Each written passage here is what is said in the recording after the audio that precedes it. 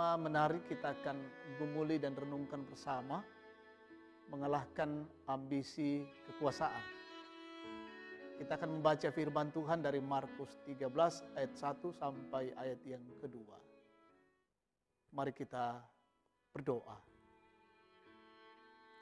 Kami bersyukur Tuhan Allah untuk kasih dan kemurahan-Mu. Boleh mengizinkan kami menikmati hari ini. Kami menyambut dengan gembira dan sukacita. Allah berkenan atas kehidupan kami. Mau membaca dan merenungkan sabda Tuhan. Kiranya Roh Kudus memimpin kami. Sehingga firman Allah ini dapat kami mengerti. Dan kami dimampukan melakukannya di tengah-tengah hidup ini. Bersabdalah Tuhan, kami siap mendengar. Ampuni dosa kami. Dalam nama Tuhan Yesus kami datang berdoa dan bersyukur. Amin. Markus 13 ayat 1 sampai ayat yang kedua. Bait Allah akan diruntuhkan. Ketika Yesus keluar dari bait Allah, seorang muridnya berkata kepadanya, "Guru, lihatlah betapa kokohnya batu-batu itu dan betapa megahnya gedung-gedung itu." Lalu Yesus berkata kepadanya, "Kau lihat gedung-gedung yang hebat ini. Tidak ada satu batu pun akan dibiarkan terletak di atas batu yang lain. Semuanya akan diruntuhkan." Amin. Tema kita saat ini, mengalahkan ambisi kekuasaan. Saudara-saudara, dalam perjalanan kehidupan kita, ada saja orang yang hidupnya menghancurkan sesama. Bahkan menghancurkan dirinya sendiri, itu karena ambisi, itu karena nafsu kekuasaan. Dalam pertemuan kita saat ini kita akan membahas bagaimana mengalahkan ambisi kekuasaan. Bagaimana mengubah kekuasaan menjadi pelayan yang baik. Satu sejarawan, penulis Katolik Inggris, dan seorang politikus bernama Lord Acton, ia mengatakan seperti ini, kekuasaan cenderung korup. Kekuasaan absolut benar-benar korup. Dan ia mengatakan bahwa kekuasaan bisa diubah menjadi pelayan yang baik. Nah, mari kita perhatikan bacaan kita hari ini dari Markus 13 ayat 1 sampai 2. Dikatakan di situ, ketika Yesus keluar dari bait Allah, seorang muridnya berkata kepadanya, "Guru, lihat betapa kokohnya batu-batu itu dan betapa megahnya gedung-gedung itu."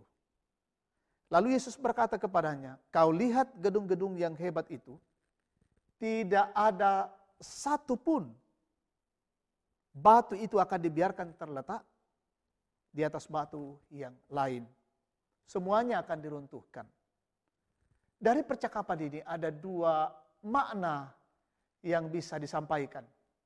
Yang pertama, secara harfiah apa yang Yesus katakan benar-benar terjadi.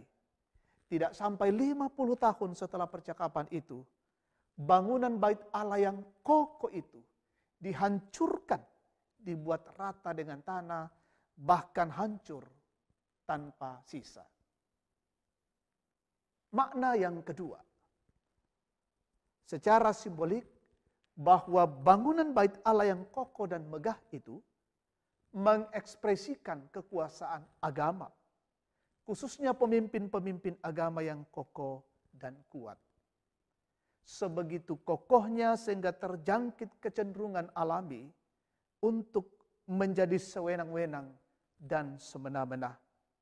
Semakin besar kekuasaannya, semakin dahsyat daya perusaknya. Sehingga kemudian apa yang terjadi? Yesus menjadi korban kekuasaan yang sewenang-wenang itu. Saudara-saudara yang dikasihi oleh Tuhan, kata-kata bijak mengatakan, di atas langit masih ada langit. Betapapun hebatnya suatu kekuasaan, selalu ada kekuasaan yang lebih besar. Di puncaknya ada kekuasaan Allah. Allah itu maha kuasa. Kekuasaan yang menindas dan menindas manusia harus berhadapan dengan kekuasaan yang melindungi kaum lemah, yakni kekuasaan Allah. Dan bila kemahakuasaan Allah bekerja, tak satu pun batu akan dibiarkan tergeletak di atas batu yang lain. Semuanya akan diruntuhkan. Ini peringatan bagi kita. Setiap pemegang kekuasaan besar dan kecil, Allah tetap ada sebagai pemegang kekuasaan yang mutlak dan tertinggi. Walaupun kekuasaan biasanya membuat telinga manusia tuli dan hati nuraninya tumpul. Apa yang dikatakan oleh Yesus? Matius 20 ayat 26 dan 27.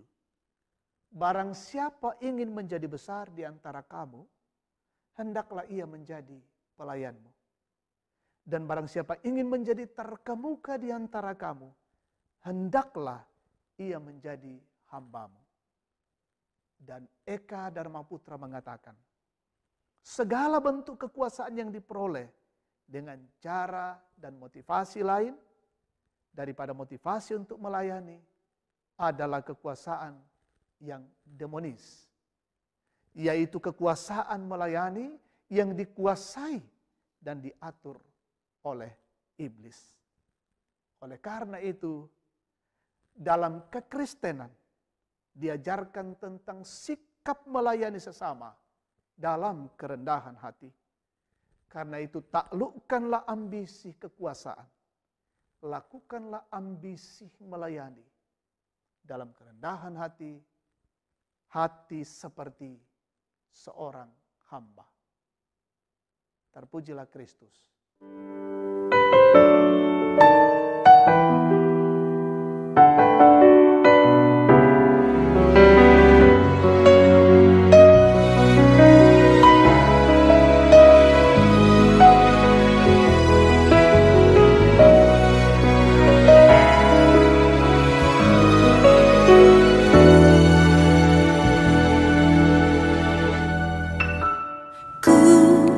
Bersyukur kau memilihku menjadi hamba-Mu, melayani-Mu.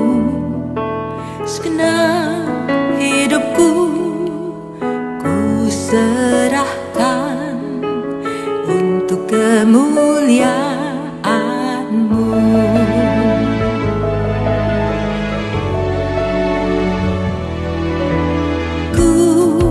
Bersyukur kau memilihku menjadi hamba-Mu, melayani-Mu. Segenap hidupku ku serahkan untuk kemuliaan-Mu. Ku mau setia sampai akhir, melayani seumur hidupku, sampai ku dapatkan mahkota kehidupan di dalam kerajaan-Mu. Saudara-saudara, mari kita naikkan syukur dan doa kita bersama. Kita berdoa. Kami mengucap syukur kepadamu Tuhan, pada kesempatan yang baik ini. Tuhan boleh menjumpai kami dengan kasih Tuhan lewat firman, dan sungguh memberikan pengajaran bagi kami, mengoreksi kehidupan kami. Dan biarlah Tuhan Allah, kami menjalani kehidupan ini kami boleh mengalahkan ambisi kekuasaan yang cenderung ada pada diri kami dan diubahkan dalam melayani dengan baik sebagai seorang hamba kemuliaan Allah. Mampukan kami mengerjakan setiap tugas-tugas kami. Peliharakan seluruh keluarga kami hari ini, seluruh jemaat-Mu dimanapun mereka berada. Berkati jemaat-Mu dalam kondisi dan keadaan mereka. Kami mendoakan yang sakit, Tuhan sembuhkan. Kami mendoakan yang terpapar COVID-19, Tuhan jamah dan sembuhkan. Kami mendoakan saudara-saudara kami yang dirawat di rumah dan di rumah sakit. Kiranya Tuhan mengasihi dan memulihkan mereka semua. Kami mendoakan yang berduka, Tuhan hiburkan. Yang mengalami pergumulan, kesulitan, tantangan, persoalan-persoalan hidup. Topang kehidupan mereka ya Allah. Dan mereka senantiasa memandang Allah sebagai sumber pertolongan. Kami mendoakan saudara-saudara kami yang menikmati sukacita ulang tahun, keberhasilan, sembuh dari penyakit, dan berbagai bentuk kasih Allah yang dialami. Sempurnakan syukur kami bersama. Kami mendoakan orang-orang tua kami dalam masa tua dan menikmati masa pensiun. Peliharakan mereka tetap sehat semua dan menikmati kehidupan ini dan senantiasa memuliakan Allah. Kami mendoakan pemerintah bangsa dan negara kami, pemimpin-pemimpin kami di negeri ini, berikan hikmat dan kebijaksanaan, melaksanakan roda pemerintahan dengan baik, melaksanakan program-program di tengah-tengah bangsa dan negara ini, khususnya dalam pelaksanaan vaksin, kiranya berjalan dengan baik, dan semuanya untuk mendatangkan sukacita dan damai sejahtera di tengah-tengah bangsa dan negara ini. Berkati semua pejuang-pejuang garda terdepan, semua yang terkait di dalamnya yang mengatasi wabah COVID-19. Mereka selalu bekerja dan melayani dengan baik, dan biarlah mereka tetap sehat semua. Dan apa yang dikerjakan boleh dilakukan dengan baik untuk kemuliaan Allah. Berkati kami semua hari ini, kami dijauhkan dari wabah COVID-19, tubuh kami tetap sehat, imun kami tetap kuat, dan kami menjalani kehidupan ini dalam bingkai kasih Tuhan. Terima kasih ya Allah, ini syukur dan doa kami bersama. Ampunkan segala dosa kami. Terima kami yang datang berdoa dan bersyukur. Di dalam nama Tuhan Yesus, Tuhan dan Juru Selamat. Amin.